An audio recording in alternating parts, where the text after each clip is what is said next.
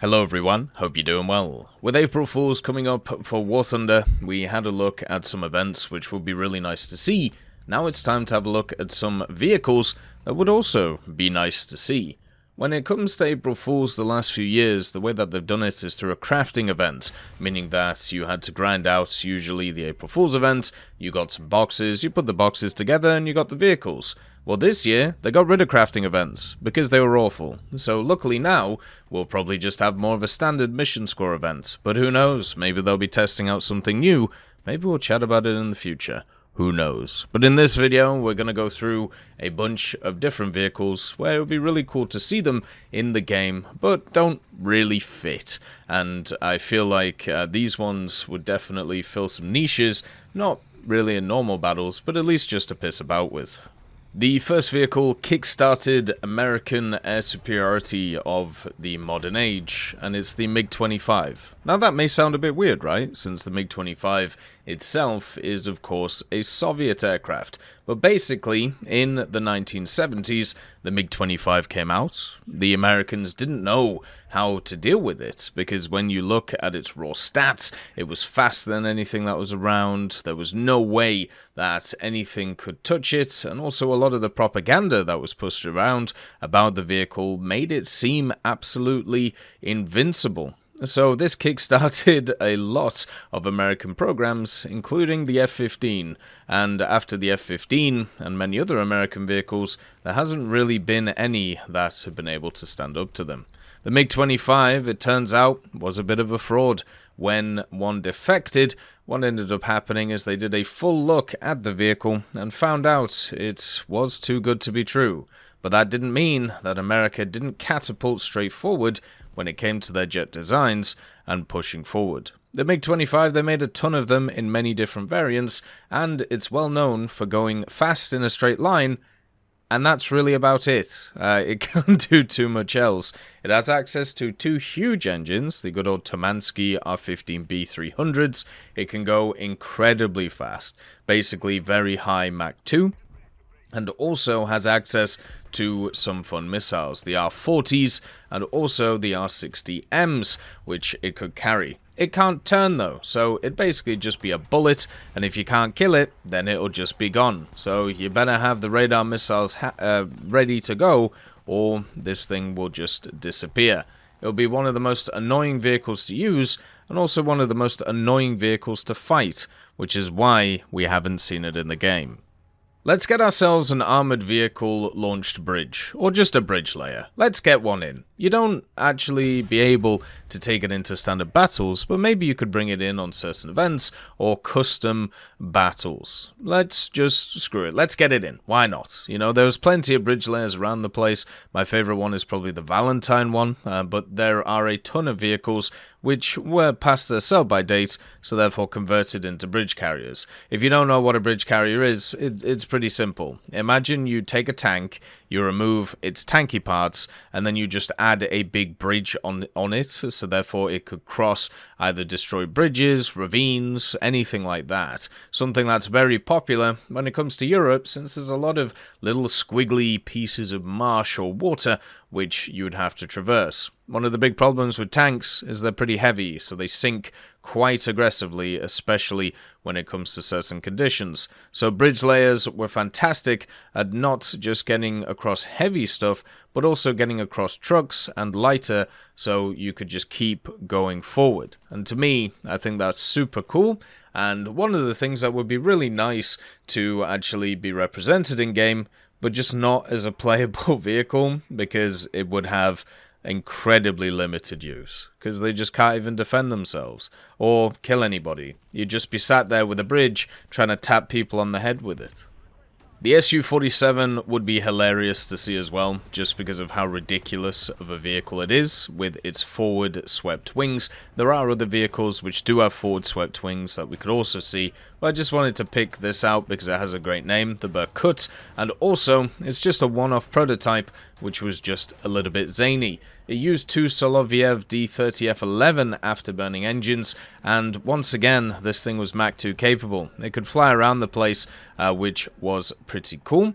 It never really had any weapons on it though, so you could just have a bit of fun, like the Yak 141.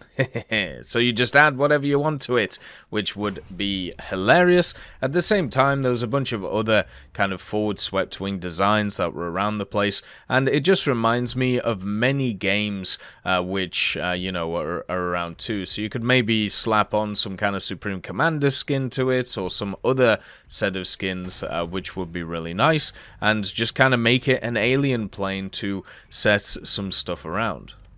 I think it's finally time to add the V-Bombers to War Thunder. Why is this? I don't know. I just think they look cool.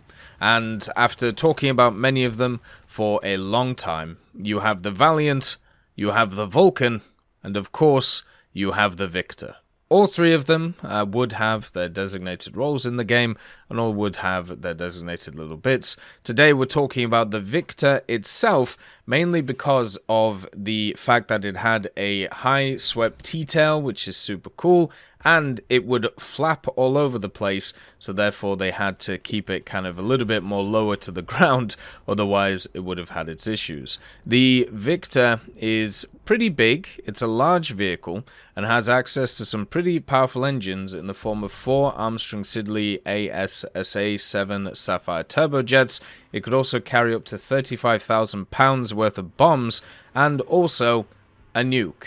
And this is why I kind of want it added. Not really as kind of a playable vehicle too much in the game, but it would actually give a nuclear option to the British, which would just be really nice to see. So stick it in the tech tree, give it, you know, whatever it needs, and then on top of that, just make it the nuke launcher in ground, so you can see this wonderful bird fly around the place and flap its wings as it goes, because it definitely didn't have any problems with its design integrity. Everything is completely fine. We've got to add the TSR-2 into the game, and the simple reason is because it's just so ridiculous. The vehicle itself has a history of hilarity, is probably the way to put it, and the fact that the vehicle itself is seen as the torpedo that sank the British aviation industry is just funny, especially if you know the history of especially the 50s and the 60s of the British aviation industry and the amount of blunders that they went through over the years. The TSR-2 was more like the nail in the coffin of an already dead horse, and the vehicle itself, you know, didn't really have a place, especially after some general decisions were made. And what I would like from this is I would like it to actually have access to the stuff that it was actually built with, instead of the stuff that it wasn't. So you can add the Bristol Siddeley engines if you want. Of course, it was supposed to be Mach 2 capable and supposed to have a weapons load of up to 10,000 pounds, but what I would like is actually to be able to put it in its, you know, its configuration where it was actually ready to go. So not the one that it was supposed to be, instead of what it actually was. You could even add in the good old Avro Arrow in there too, in the same idea. So add in the one that was actually built instead of the one that was supposed to be built, and I think that would be pretty fun. Why not? Let's go crazy. It's also definitely time for the FE4005's brother, the Stage 1, instead of the Stage 2. The Stage 2 has been in the game for ages, but the Stage 1 is slightly different. It's a 183mm. It basically obviously fires the same HESH and doesn't really have a turret on it. Instead, it is kind of open, and the idea of it is that it had a not full autoloader on it, but it had a loading assistance mechanism, which is very similar to a lot of other vehicles in the game, like the Soviet vehicles, which have, you know, kind of the same idea with the IS-6, and I believe the IS-7, well, the IS-7 actually itself, and the Object 279, the Moon Tank, has something which is very similar. So this vehicle, the idea was you had 2 loaders which would help load the gun, and each, well, it was, even though it was a 2-stage or 2-piece shell, they were over 100 kilos, so imagine just trying to do that over and over again. And it was supposed to have a fire rate of 6 rounds per minute, so loading it every 10 seconds. Yeah, good luck on that. Good luck. That's Krangwagen vibes, that. Completely ridiculous. The last one is the Cybran T2 amphibious tank, and the reason why this makes it is, first of all, Supreme Commander is a fantastic game series, and if you are into large-scale RTSs, you should go and play them, especially since they go on offer, and guess what? They still work on very modern machines very easily. But this one is pretty fun, because it has access to not just a rocket, it also has access to a electron bolter, and also a torpedo, so this thing could work in not just ground forces, but also naval forces, since it is amphibious. I've always liked the idea of a vehicle that could be used in all the game modes, which isn't an aircraft, and this one could easily be it. As a little added tidbit as well, the nickname of it is Wagner, which is a name which was around all over the place about a year ago, and now everybody's just conveniently forgot again. Anyway, that is the fun vehicles. If you have any, make sure to stick them in the comments. I'm always really enjoying going through different vehicles every time and seeing some weird and wonderful oddities. Look after yourselves, peace be with you, and I'll see you next time. I'd just like to thank Tullio Pontecorvo, Brendan Quinn, Carrion Crow, Gus Irenicus, Pieman, Wartinder, Teddy, Daniel Stanton, Martinez, B. Young, Alan Hacker, Ozzy Panzer, Liam Shear, Opium Prime, Lafouche, Cam Arslan, Uncle Bean, and Derek R. for supporting the channel.